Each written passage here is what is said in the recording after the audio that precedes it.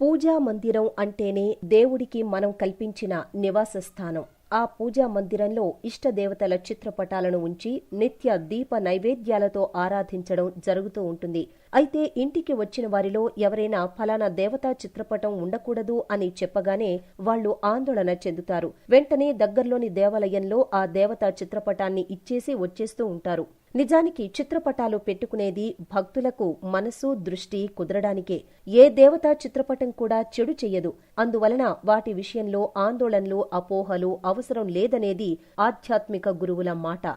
భక్తి శ్రద్ధలను, పవిత్రతను పాటించవలసి ఉంటుందని మాత్రం వాళ్లు సెలవిస్తారు. ఇక శ్రీరామచంద్రమూర్తి పట్టాభిషేక మహోత్సవ చిత్రపటం ఇంట్లో ద్వారబంధంపై ఉంచడం మంచిది. ఈ చిత్రపటం కిందుగా అటు ఇటు తిరుగుతూ ఉండటం వలన అనేక శుభాలు కలుగుతాయి. ధర్మ మార్గాన్ని అనుసరిస్తూ ఐకమత్యమనే సూత్రాన్ని పాటిస్తూ శ్రీరాముడు సాధించిన విజయానికి పట్టాభిషేక ఘట్టం నిలువెత్తు నిదర్శనంలా కనిపిస్తూ ఉంటుంది.